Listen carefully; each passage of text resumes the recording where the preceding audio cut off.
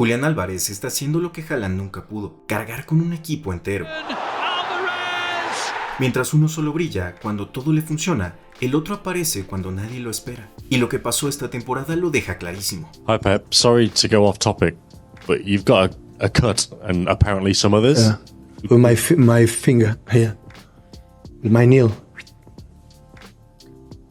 That's fine. I wanna hurt myself. Yeah. Good night. Con Julián, el City fue invencible, triplete, goleadas, humillación al Madrid. Sin Julián, se desmorona. El City ahora pelea por entrar a la Champions. Su única esperanza es la FA Cup. Y mientras tanto, Julián lo hace todo. Goles, asistencias, sacrificio. En un sistema ratonero, sí. En el equipo del Cholo, sí. Pero aún así, se cotiza como el mejor delantero del mundo. Lo que todos pensaban que sería Haaland. Y sí, Guardiola lo dejó ir, lo dejó escapar. Y ahora se muerde la lengua. Porque el que antes estaba a la sombra, ahora está en la cima. Y el que brillaba con todos los focos, ahora vive en la duda. ¿Y Haaland? Marcando goles que no cambian nada. Frustrado. Discutiendo con Arteta.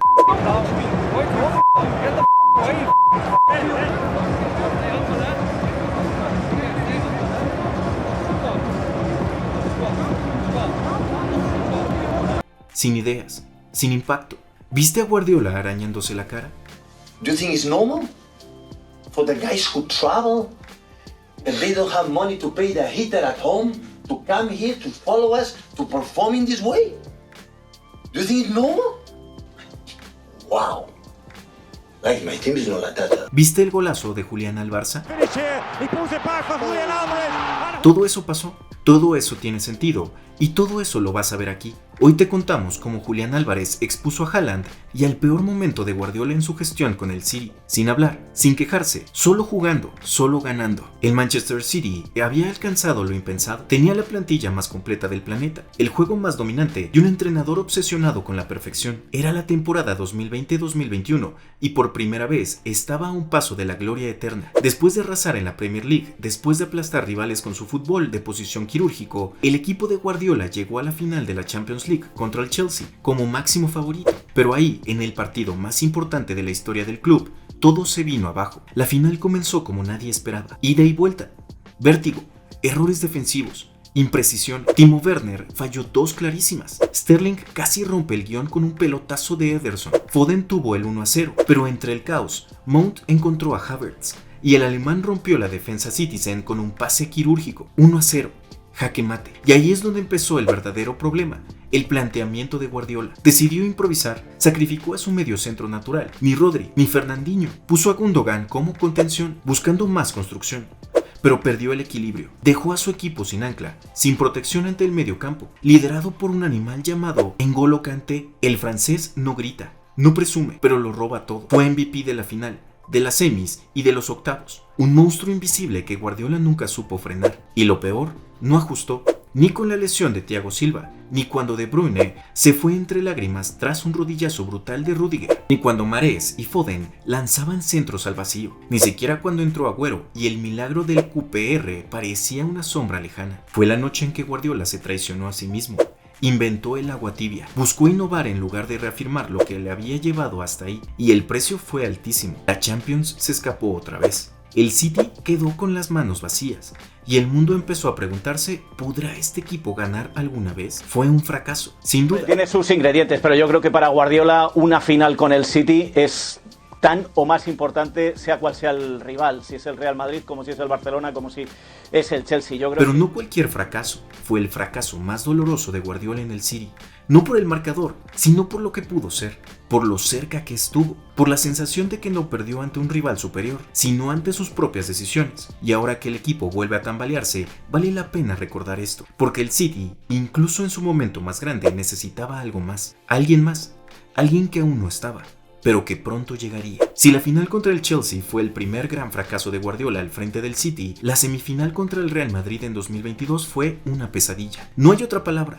Una historia que el City parecía haber escrito hasta el final, solo para ver cómo el Madrid la reescribía en 2 minutos. El Manchester City lo tenía todo, la ventaja, el control, el gol de Mahrez y el reloj a favor, pero en el Bernabéu nada está ganado hasta que el árbitro pita. Con el partido 1-0 y el global 5-3, Guardiola acariciaba la final, pero en el 91 Rodrigo dijo no, y en el 92 volvió a decirlo. 2 goles en 1 minuto, 2 puñaladas y el Madrid otra vez remontando donde nadie más puede. En la prórroga, penalti para Benzema, 3-1, milagro completo, otro año sin Champions, otro proyecto incompleto. ¿Qué falló? Lo de siempre. El City dominó todo, menos el caos. Cuando el partido se volvió emocional, se desarmó. No hubo reacción, no hubo alguien que salvara desde el área. Guardiola otra vez miraba al vacío, sin respuestas, sin gol. Ese día quedó claro. El City necesitaba otra cosa. Un delantero que no temiera el desorden.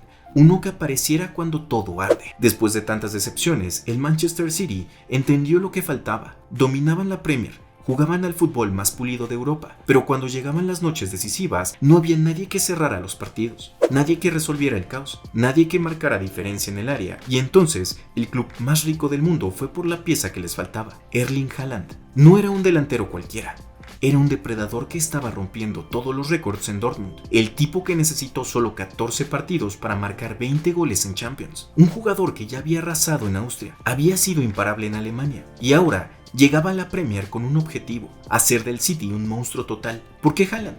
Porque tiene todo lo que Guardiola no había tenido desde que dejó el Barça. Un 9 real, alto, veloz, fuerte y técnico. Puede jugar de espaldas, atacar espacios, finalizar con ambos pies o con la cabeza. Su zancada es brutal, su timing es quirúrgico y su obsesión por el gol no se puede enseñar. Haaland no solo es fuerza, es inteligencia, sabe moverse, sabe cuándo desaparecer para aparecer, sabe arrastrar centrales y crear espacios. Es un delantero que vive dentro del área, pero que puede participar fuera de ella. Y lo más importante, repite esfuerzos. Todo el tiempo, cada jugada, cada balón. Lo había hecho en el Salzburg, en un 4-4-2, donde se complementaba con extremos verticales. Lo perfeccionó en el Dortmund, donde su presencia fijaba defensas y liberaba a las medias puntas como Reus, Brandt o Reina. Siempre encontraba el espacio, siempre era opción y siempre aparecía donde más dolía. En el City parecía el encaje perfecto, un delantero letal dentro del ecosistema más creativo del fútbol moderno, con De Bruyne y Mahrez, Bernardo, Grealish, con Ederson sirviendo pelotas largas, con Guardiola diseñando cada pase. Era el momento. El City ya no solo quería dominar, quería matar, y Haaland era el arma. Mientras el mundo se rendía ante Erling Haaland y sus récords, en silencio desde el otro lado del vestuario empezaba a crecer un jugador que también cambiaría la historia del Manchester City, pero nadie lo veía venir. Se llamaba Julián Álvarez. No venía con millones en marketing, no era una bestia física, no rompía el mercado, pero Guardiola lo había fichado por algo, porque sabía que había algo especial en él, algo que no se compara, algo que no se mide con hype, calidad, generosidad y picardía. Así lo definió Marcelo Gallardo, el técnico que lo hizo debutar en River. Con apenas 18 años, lo lanzó en la final más caliente del continente, la Copa Libertadores entre River y Boca. Y el chico no tembló. Desde ese día, Julián creció a la sombra de la presión. Bajo el ala de Gallardo se convirtió en uno de los delanteros más completos de Sudamérica. Y cuando su momento llegó, 2 gigantes del Manchester fueron a por él. El City ganó la carrera. Pagó apenas 22 millones de euros, una ganga para lo que estaba llamado a ser el heredero silencioso del gol. Chiqui Beristain lo dejó claro. Es uno de los mejores delanteros jóvenes de Sudamérica. Puede jugar en muchas posiciones en ataque. Lo sabían, lo querían. Pero el mundo solo hablaba de Haaland. Mientras el noruego rompía récords, Julián hacía lo que nadie más en el City sabía hacer: adaptarse a lo que el equipo necesitaba, entrar cuando hacía falta presión, ser segunda punta, extremo, media punta o falso 9, sacrificarse, marcar, asistir, defender, callar y brillar cuando el momento lo exigía. Haaland era el arma, pero Julián era el sistema de emergencia y poco a poco se volvió esencial. Julián Álvarez llegó a Manchester City con una misión imposible: competir con Erling Haaland, no reemplazarlo, no imitarlo, competir. Y vaya que lo hizo. Mientras Haaland rompía récords, todos los focos estaban sobre él, pero lo que nadie veía era que Julián era igual de importante, porque no hacía solo goles, hacía todo lo demás. Se necesitaba un falso 9, ahí estaba. Un extremo que cerrara por dentro, lo hacía. Un segundo delantero que presionara, asociara y finalizara, perfecto. Un media punta creativo también. Julián Álvarez fue el comodín de Guardiola. En lo táctico, Julián es un jugador extremadamente versátil. Puede jugar como delantero centro, como segundo punta, como extremo derecho o incluso como media punta. Y lo más increíble es que en todas estas posiciones entiende el juego como un veterano. Cuando actúa como delantero, fija centrales y habilita espacios para los volantes. Cuando baja al medio, se asocia como un 10 clásico, ofrece líneas de pase interiores y libera los carriles exteriores para los laterales. Si juega por la banda, rompe hacia adentro, aparece por sorpresa en la zona de finalización y asiste. Todo lo hace con inteligencia, sacrificio y lectura. Su juego sin balón es de élite, siempre se mueve al límite del fuera de juego, lee los espacios, Maneja su cuerpo con precisión para ganar tiempo en el desmarque. En zona de finalización sabe frenar su carrera para llegar libre al punto de penalti o al segundo palo. Y cuando el rival comete un error, él siempre está ahí. En defensa, su intensidad es brutal. Es el primer defensor en la presión. Encierra al central, obliga a jugar largo, orienta el juego hacia la banda. Y si el rival supera la presión, Julián no se queda mirando. Repliega, presiona el mediocentro, acompaña al bloque. Su mentalidad es de equipo grande, de jugador total. Con Argentina ya había demostrado lo mismo. No, que creo que el trabajo grupal es la fortaleza nuestra y por eso se lo haría a cualquiera de ellos, ¿no? Pero hoy creo que Julián es un destacado por encima de todo, que hizo un partido extraordinario, que nos abrió el camino, que peleó, que corrió, que se pegó con todo, que generó. Creo que fue un jugador importantísimo como lo viene siendo durante todo. En el Mundial de 2022 le ganó el puesto Lautaro Martínez, formó una sociedad letal con Messi, fue punta, fue lateral, fue todo, y lo volvió a hacer en el City, pero sin que nadie lo aplaudiera, porque mientras Haaland era el rostro del gol, Julián era el alma del sistema, y eso en un equipo de Guardiola vale tanto o más que los números. Un ejemplo de la importancia de Julián para los Citizens fue la noche en la que destrozaron al Real Madrid 4-0 en el Etihad, un baile, una humillación, una obra de arte. Pero para Julián Álvarez fue también otra cosa. Fue la confirmación de que, pese a todo, él seguiría siendo solo el actor secundario. El City arrolló al Madrid con 2 goles de Bernardo, uno en propia puerta de Militao y una última daga, el gol de Julián Álvarez. Llegó al final, sí, cuando todo ya estaba hecho, pero fue simbólico, fue el broche de la masacre, y lo hizo como siempre, sin ruido, sin alardes, sin pedir el foco, porque mientras Haaland era la estrella, el hombre de los portales, Julián era el obrero silencioso que hacía funcionar al monstruo. Entraba desde el banquillo, presionaba, abría espacios, marcaba cuando tocaba. Pero su rol nunca cambió. Su lugar siempre fue el del también está en el equipo, y él lo sabía. Había ganado el Mundial, había ganado el triplete, había marcado en semis de Champions, y sin embargo seguía esperando minutos detrás de un sistema hecho para otra figura, para otro nombre, para otro marketing. Fue entonces cuando Julián entendió que, si quería crecer de verdad, tenía que irse.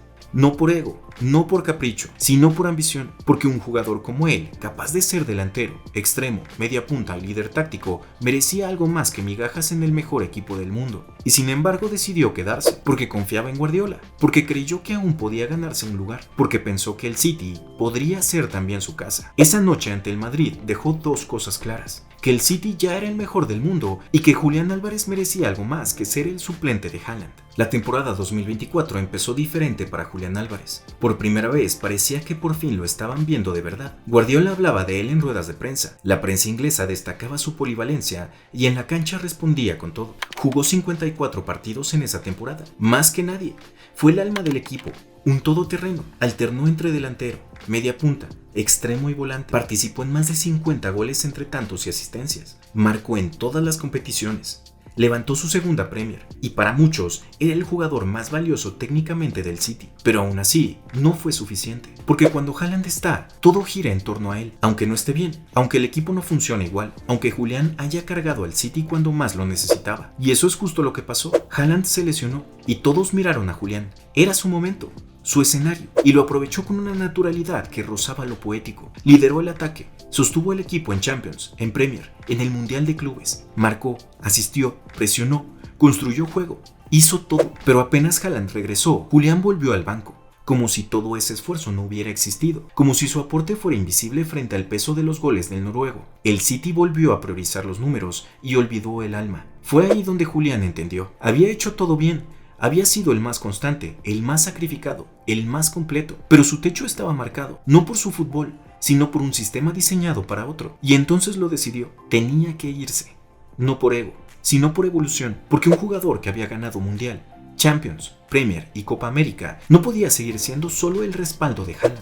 Muchos apuntan a Guardiola. ¿Por qué no usarlos juntos? ¿Por qué nunca afianzar un sistema donde los dos pudieran coexistir? ¿Cómo dejas ir a un jugador que hizo 53 participaciones de gol, que jugó 103 partidos en 2 años y fue titular más que nadie? Nadie lo entendía, solo el City. Y ahora, el Atlético de Madrid. Julián Álvarez hizo lo que muy pocos se atreven. Dejó al mejor equipo del mundo en su punto más alto. Dejó a Guardiola.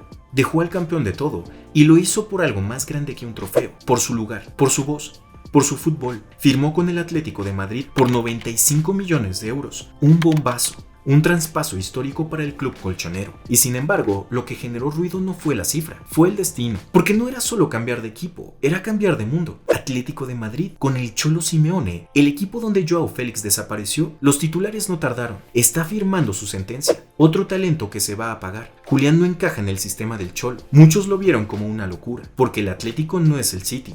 No es control, posesión, libertad creativa, es lucha, repliegue, bloque bajo. Es correr 90 minutos, es sacrificar la gloria individual por el sistema. Y ahí estaban todos diciendo lo mismo. El Cholo lo va a destruir, va a ser el nuevo Joao Félix, le van a cortar las alas. Pero lo que nadie entendió fue esto. Julián no buscaba comodidad, no buscaba aplausos, buscaba peso, responsabilidad. Un equipo donde su fútbol ya no fuera el plan B, sino el punto de partida. Y por eso eligió la ruta más difícil, la menos popular, la más arriesgada. Pagaron 95 millones por él, pero Julián sabía que valía aún más. Muchos creían que Julián Álvarez iba a ser otro nombre en la lista de delanteros que se estrellaron con el estilo de Simeone, porque el Cholo era sinónimo de orden, repliegue y rigidez táctica. Durante años su Atlético fue un bloque de cemento, difícil de romper, pero también difícil de reinventar. Pero algo empezó a cambiar, con la llegada de piezas como Griezmann, Morata, De Paul, Marcos Llorente, Nahuel Molina y ahora Julián. El Atlético comenzó a mutar. Ya no era solo ese equipo que se metía atrás y cazaba una contra. Simeone intentaba evolucionar y lo logró a medias. Julián se adaptó mejor que nadie. Bajaba a construir como media punta, presionaba como extremo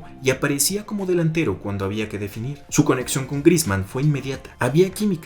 Había gol, había presión coordinada y parecía que, por fin, el Atleti había encontrado el equilibrio entre sacrificio y talento. En enero de 2025 lo tenían todo para ganarlo todo. Seguían vivos en Champions, peleando la Liga y con el equipo físicamente fuerte, pero en 3 semanas lo perdieron todo. Y el culpable tiene nombre y apellido, Diego Pablo Simeone. Primero llegó el golpe en Champions. El Atlético fue eliminado por el Real Madrid en penales, luego de que a Julián le anularan un penal por doble toque, una decisión polémica que dejó tocado al equipo. Pero lo peor estaba por venir. 4 días después volvieron al Metropolitano para enfrentar al Barcelona, y ahí el Cholo se traicionó a sí mismo. El Atleti ganaba 2-0 con goles de Álvarez y Sorlo. El partido estaba bajo control, pero Simeone no pudo cerrarlo. Tardó en hacer cambios, replegó mal, y Barcelona remontó con 3 goles en 18 minutos. El 2-1 los dejó en shock, el 2-2 los hundió, el 2-4 fue la sentencia. Nos pesaron los 120 minutos de Champions, dijo después, pero no era cansancio, era gestión.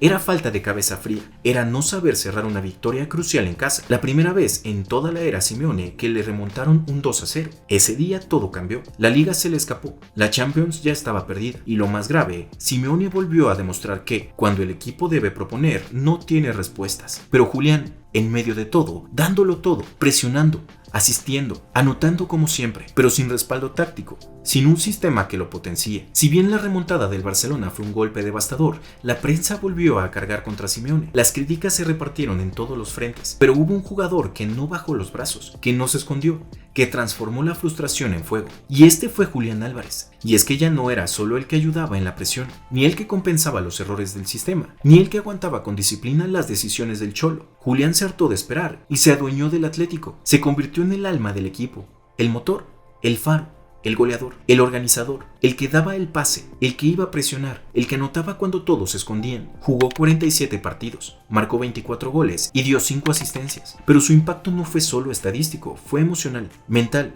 estratégico. El vestuario lo seguía, la afición coreaba su nombre. Los medios ya no preguntaban cómo encaja Álvarez en el sistema del Cholo, preguntaban cómo sobreviviría el Atleti sin él. Mientras Julián se convertía en el nuevo líder del Atleti, en Manchester las cosas eran muy distintas. Erling Haaland seguía marcando goles, pero su impacto ya no era el mismo. El City sufría ante los equipos grandes, su fútbol se volvió predecible, y por primera vez la comparación se hizo inevitable. Con Julián, el City jugaba mejor, con Julián había variantes, con Julián había alma. Los goles de Haaland seguían cayendo, pero el juego ya no fluía, y la crítica que antes no se atrevía, ahora lo decía sin miedo. Guardiola cometió un error, el City dejó ir al verdadero todoterreno. Así, en menos de una temporada, Julián pasó de ser el que acompañaba a ser el que lidera. Y si alguien aún tenía dudas, el mundo del fútbol ya no las tiene. Julián Álvarez no es el futuro, es el presente, y está brillando donde todos creían que se iba a apagar. El Manchester City está irreconocible. La máquina de Guardiola ya no funciona con la presión de antes. La posesión se volvió pasiva, las transiciones son lentas, el desequilibrio se perdió y lo más grave, el ataque depende solo de una cosa, Erling Haaland. Porque sí, Haaland sigue marcando goles, pero cuando no marca, el City se apaga. Cuando no aparece, no hay un plan B. El fútbol se vuelve predecible y en partidos grandes eso es letal. El resultado, 5 derrotas consecutivas, eliminaciones, crisis y el dato que lo resume todo. Sin Rodri y con un Haaland desconectado, el City pasó de meter 2.4 goles por partido a solo 1.6. La razón, dependencia extrema. Todo gira en torno a Haaland. Y cuando no puede rematar, no hay fluidez, ni asociaciones, ni ideas. Porque Guardiola se quedó sin Julián Álvarez. Pero en el otro extremo del fútbol hay un equipo que renació en el caos. Un equipo que muchos daban por muerto. Un equipo que apostó por Julián y ganó mucho más que un delantero. El Atlético encontró en la araña un alma nueva. Un futbolista que no solo anota, crea, lidera, construye. Julián no necesita que el equipo gire a su alrededor. Él gira con su equipo, se adapta, conecta, abre espacios, presiona y asiste. Y encima marca 24 goles en 47 partidos. Y lo más importante, hace mejores a los demás. Griezmann volvió a sonreír en la que posiblemente será su última temporada con el Atlético. Llorente encontró libertad. El Cholo por fin entendió que su equipo también puede tener fluidez sin perder identidad. Mientras el City de Haaland busca desesperadamente que su goleador aparezca, el Atleti de Julián fluye como bloque. Y mientras el noruego espera en el área, el argentino construye desde la mitad de cancha. Julián se convirtió en lo que el City dejó escapar. Un jugador total, un líder natural, el alma de un equipo que aprendió a jugar y no solo a resistir. Mientras el mundo gritaba Haaland es el futuro, Julián guardaba silencio. Mientras todos hablaban del androide que rompe redes, él hablaba con goles. Mientras unos celebraban cifras, otros construían equipos. Porque eso fue lo que hizo Julián. Llegó al City para sumar, no para figurar. Se adaptó, se sacrificó, se reinventó y cuando le tocó brillar, lo hizo sin pisar a nadie. Fue un campeón del mundo, ganó la Champions, anotó en las noches más grandes y sin embargo nunca fue portada. Nunca fue la estrella, nunca fue el chico del proyecto, hasta que un día dijo basta, basta de ser el actor de reparto, basta de estar a la sombra, y se fue al lugar donde muchos dijeron que su carrera moriría, el Atlético de Madrid. El resultado, resurrección absoluta. Hoy Julián Álvarez es el delantero más completo del mundo. Hoy su equipo no depende de él, pero funciona gracias a él. Y lo más irónico es que lejos de Haaland, su luz por fin brilla sin sombras, porque en el fútbol, como en la vida, hay quienes nacen con todos los reflectores y quienes tienen que construir su propio escenario. Julián no necesita que le aplaudan, necesita un balón, una camiseta y la posibilidad de demostrar que el fútbol no solo es estadísticas, es entrega, es corazón, es cabeza, es alma. Y mientras Haaland espera que le llegue una pelota, Julián ya está armando la jugada.